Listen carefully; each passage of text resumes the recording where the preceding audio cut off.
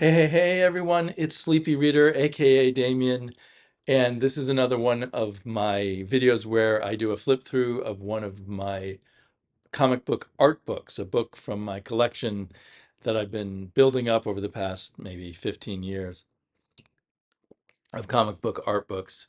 And a lot of what I've shown you guys in the past has been stuff that is now unfortunately out of print. But this baby is brand new. It's the Neal Adams IDW Artist Edition.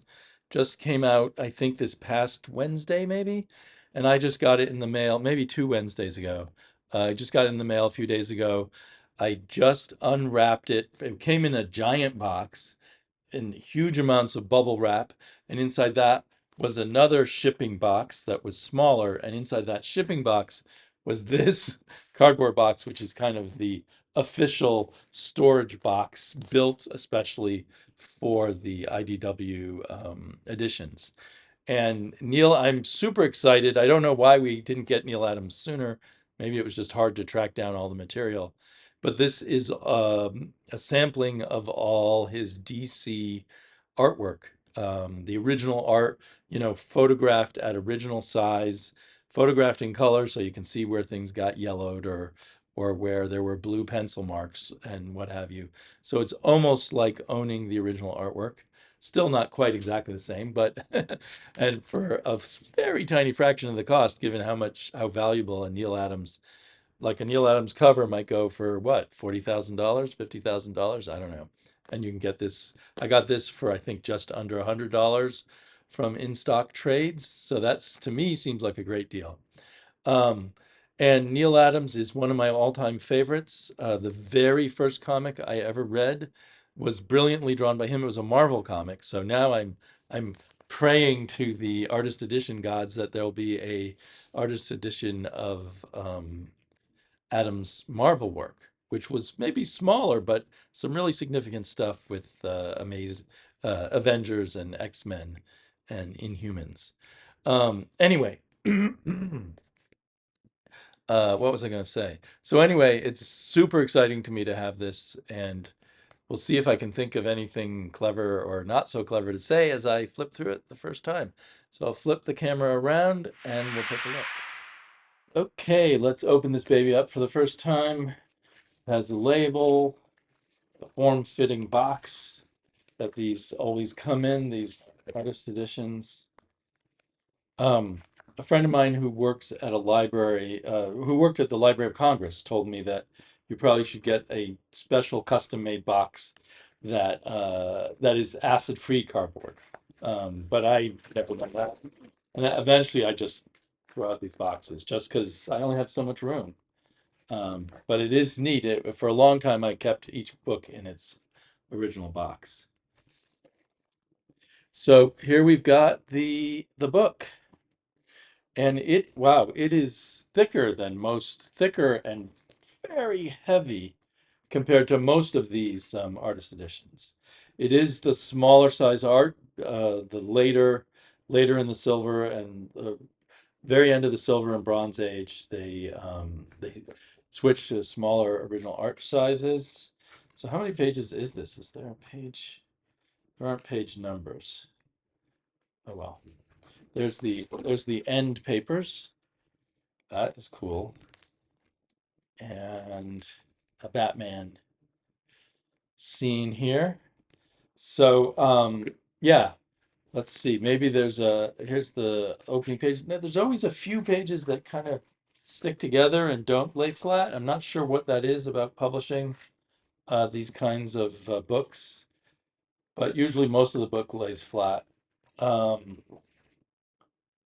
And here's an introduction from Bill Sienkiewicz. I'm assuming this is a Bill Sienkiewicz drawing of Neal Adams. In fact, that's probably Bill Sienkiewicz's 2024, his signature.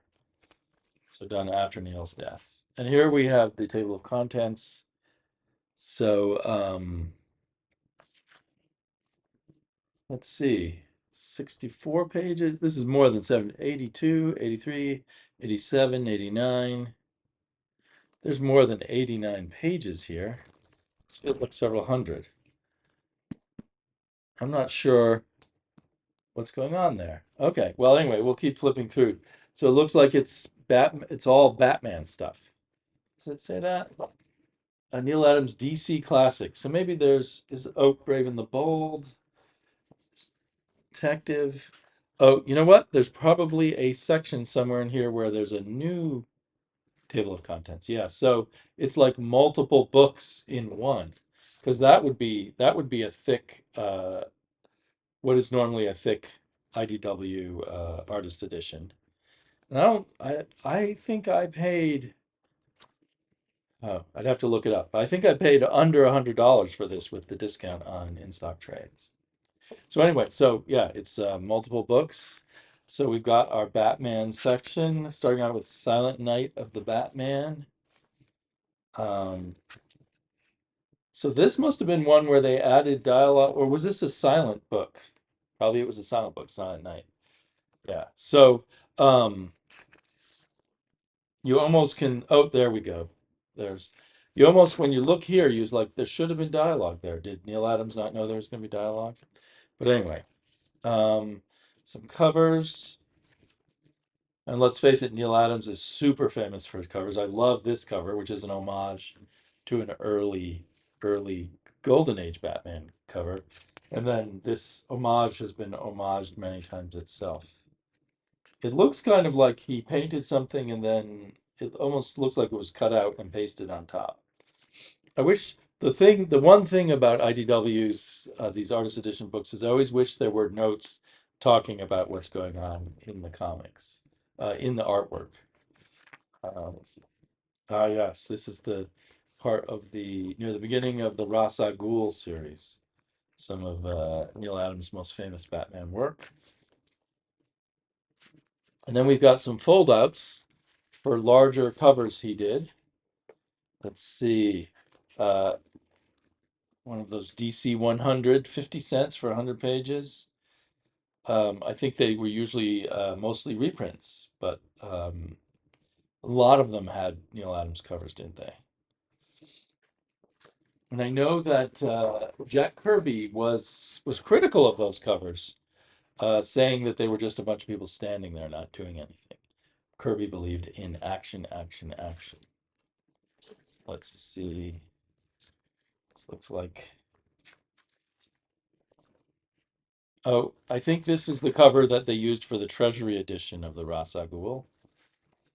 And then what's this here? Brave and the Bold cover. It's Batman and the Spectre. Yeah, cool. I'm gonna have to spend a lot of time pouring through this book, but this is just the initial look. It's I'm feeling a little overwhelmed, really, after all these years of fantasizing about a Neal Adams art book, and here it is. Batman with his nice hairy chest. I love that picture, actually. That pose is fantastic. And I think this scene of him kissing Talia is probably quite shocking back then, especially with him with his shirt off. It's much more sexual looking than what we normally got in comics back then. The Bruce Wayne murder case. I guess it's important to talk about inkers. These are Dick Giordano inked, and it feels like Dick Giordano was perhaps Neal Adams' best inker. Um, when Neal Adams inked himself, it was very good, but Dick Giordano came close, I think, to that Neal Adams, to capturing the power of his pencils and the way Adams himself might have inked things. Love that pose of Batman there.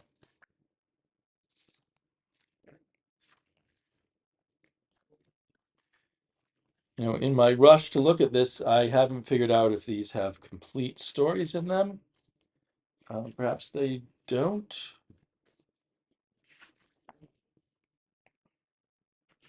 Yeah, because we go from page 15 to page 19. Oh, now this is interesting. I love seeing pencils. So this would be a cover that they decided not to use, so it never got inked. Um, and there's probably a description somewhere of what this is on the if I go back to the contents page. Um, but just to see the beauty of his pencils, This is, I guess, what the inker would have received. Or maybe this was even still a rough layout. Maybe he would have polished it up even more if it was accepted for publication.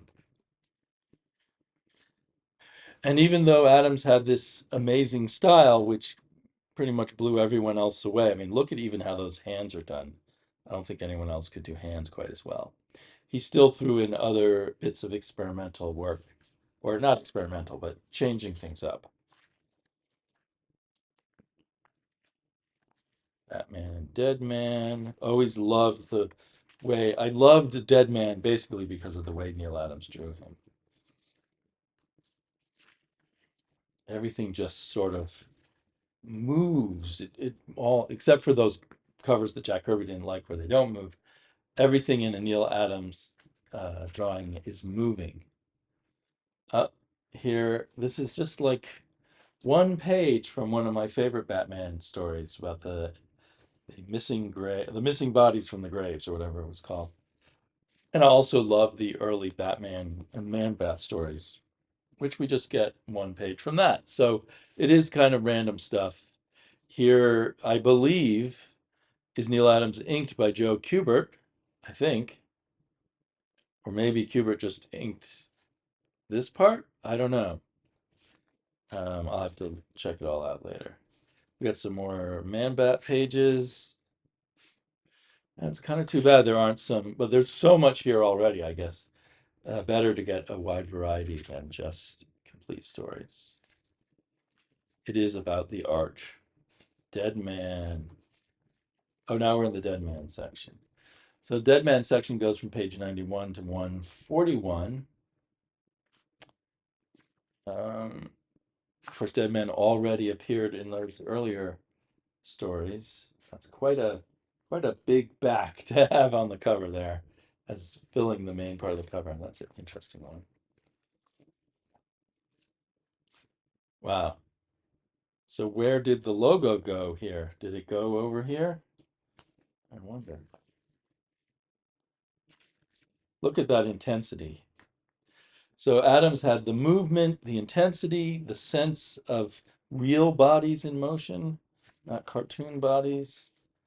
I think he always said that he did combine sort of the exaggerated action of cartooning with realism. But, um,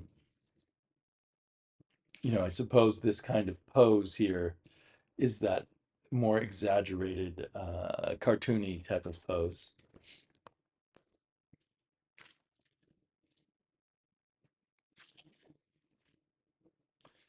And that's intense. And I guess some word balloons were glued on here that are now missing, but that gives us a sense of what they would have to cover up to do word balloons.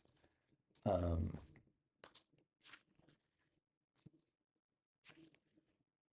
Start flipping quicker. Can vengeance be so hollow?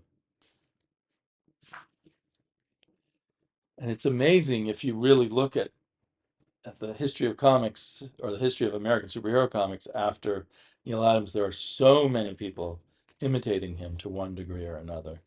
And well, I think we still have some of his imitators working, particularly at DC, or not, or descendants, if you will. They might not be strictly imitators at this point. Famous scene here. This is very white. It looks like this one got stored somehow so that it didn't yellow as much as most of these pages. Like there's a really yellowed page. And then for a second, I thought these weren't the originals, but they are. I must have skipped to the Green Lantern section. In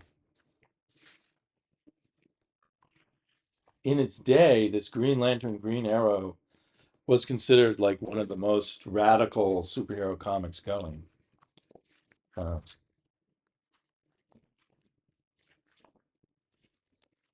there's a double page spread. I wonder what this is. It looks like it's an ad for maybe some kind of editorial done as a comic strip. That's funny. But something was covering up this word balloon originally. Something else was there.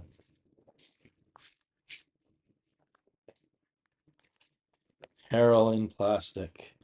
Bernie Wrightston on the inks here. That's interesting. Is it? Or did Bernie Wrightson do some of the drawing in this one? Just list them both as artists.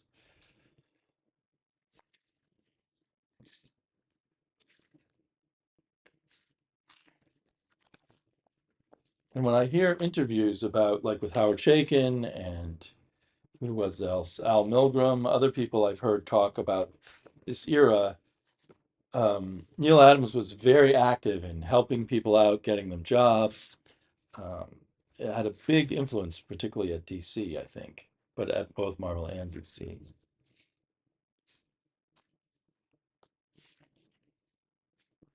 And in fact, I learned in someone's interview that at some point he was dating Jeanette Kahn. So he was dating the boss. This stuff looks different, like it's done with a lighter kind of ink or something. What's up there? Or maybe the ink just was cheaper and it faded over time. Interesting.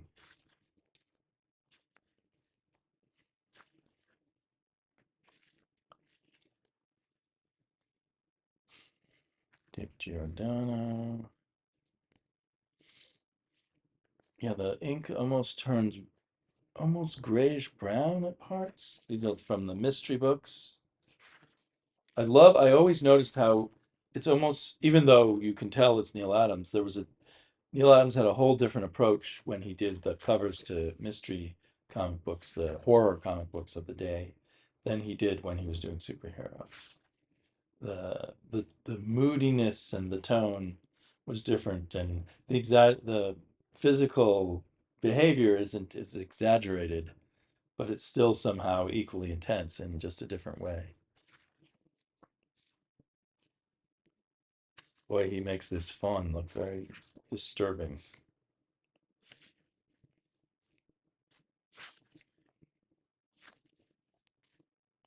Wow, look at those hairy arms. Again, just a master of hands. I think hands are incredibly hard to pull off, and most comic book artists just have shortcuts to doing the hands and the fingers. And I don't blame them. I've tried drawing hands myself. It's really hard. Wow, that's cool. I wonder what that comes from. Hmm. Again, is this done with pencil? Yes, it is. And then we have, I guess, the final section, I'm assuming, goes up to page 287 with Superman, Justice League, Westerns, some foldouts. I love his Superman covers. Just seeing them big like this with the original art, that's incredible. Now, presumably, he used a photostat of New York City and then cut out. You can sort of see a few lines there that where it wasn't cut out perfectly. Huh.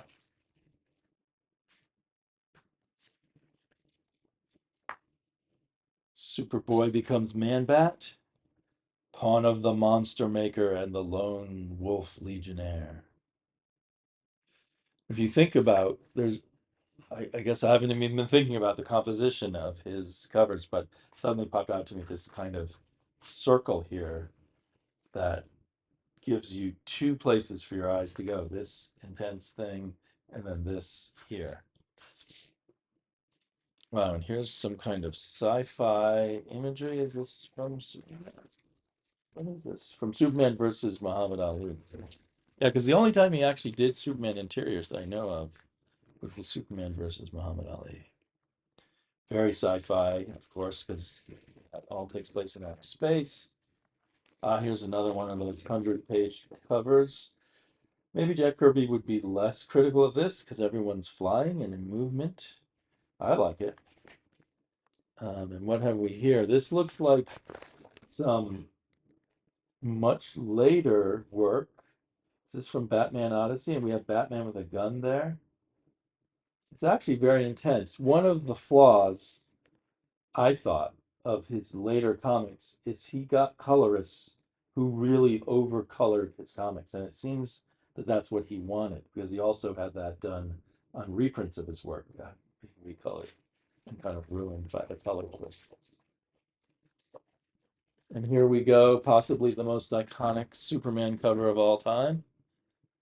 No backgrounds, nothing, just the breaking of the chains. It's an homage to a much earlier Superman breaking the chains, but this one is so much more powerful.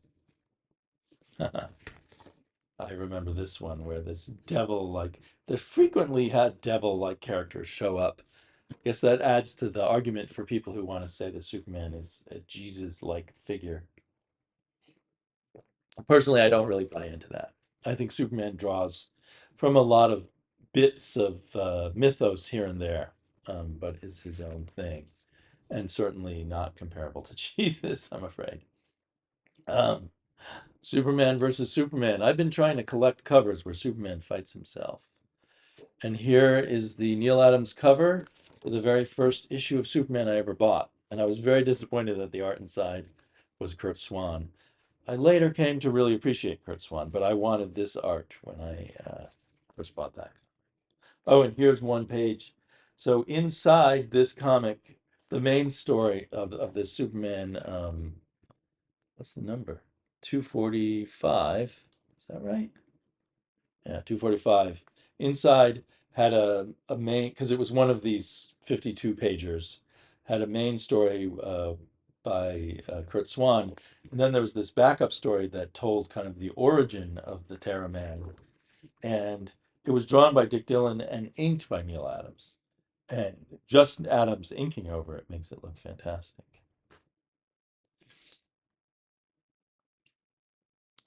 And here the Private Life of Clark Kent with inks by Neal Adams. It's hard to tell much of a difference between Neal Adams inks and Dick Giordano inks. I suppose if I studied it closely, I'd see the difference. Maybe the Neal Adams inks have a little thicker line in places. Just guessing. I've never read this story before. I hope they have the whole story. Looks like they do. Yep, that's cool. Oh, the issue where Supergirl accidentally destroys Candor. I don't think that actually turns out to be what happened, but fantastic Superman cover. Um, here's a random page. It says page 52. What's this from? Superman versus Ali again. Justice for all includes children. Ah, that's a cool one. I've never seen this image before.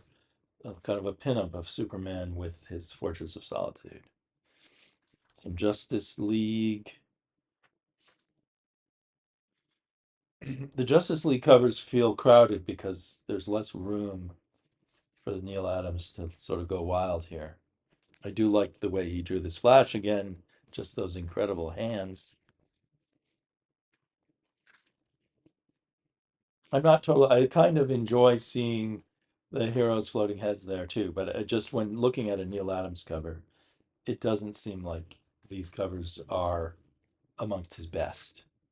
Now, on the other hand, look at this. Right next to this is one that I think is one of his very best. You got the fantastic inking and poses and the incredible hands, a cool layout, which again gives you kind of a framing thing that you can focus on and a framed area that you can focus on. Challengers of the Unknown. I've never seen this cover before, huh? They're wearing very tight outfits. The Flash. Whoa, this one's great. Superman towing the Earth. Peril of the Planet Smashers. Or is he towing the Earth or some other planet? Anyway, that's incredible. There's this thing artists do where they put white around somebody when there's a black background. I've never quite understood why they do that. Um, anyway, a Wildcat story. Didn't know Neal Adams did a Wildcat story. Part of a Spectre story. Look at that cool pose. That's incredible. And then all the stuff going on behind it.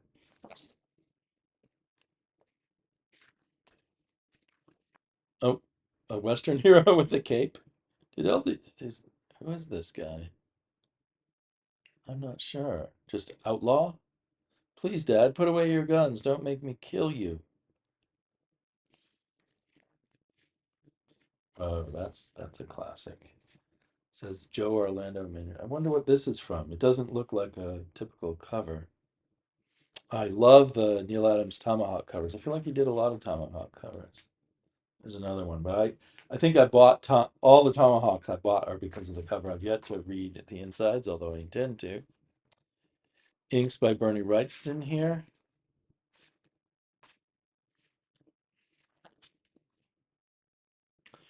And when Neal Adams or Bernie Wrightston is inking over kind of a lesser penciler, they add a lot. I feel like Bernie Wrightston inking over Neal Adams doesn't really add anything. It doesn't subtract anything. He does a good job. But yeah, that's interesting. I hadn't thought about that before. Weird Western with El Diablo. Again, I feel like there's this thing going on and then another set here. Now here more, this is more clearly the foreground that you would pay attention to first. And maybe these kinds of layouts are part of the secret of doing storytelling in an individual picture. We're near the end. He looks disturbed. There we go. They got a bio. Neal Adams back in the day when he was cool with his beard and goatee. And that's the whole thing. Thanks for hanging out with me. I don't know if someday in the future, if I have more thoughts I want to share on this one, I might do that. Although this will make what, like my 33rd of these artist editions. So I've got a lot of other artist editions yet to share with you guys, plus a lot of other comics art books. Um, I used to buy like 3 a year. I've slowed way down. So I don't think I bought one of these for about a year. Um, but maybe some other good ones will come out. I just noticed while talking about how perfect Neal Adams' hands are, that this one is imperfect. That pinky finger is too long, isn't it? Especially given it's sort of in the background. I wonder if I looked for the original cover, if the finger would look that long. Of course, when you're looking at a great picture, there's always some flaws, and your eye usually doesn't see the flaws; it sees the cool stuff. Um, this one has that kind of loop and then something there. Again, a good storytelling technique, I think. Okay, thanks for joining me, and I will talk to you.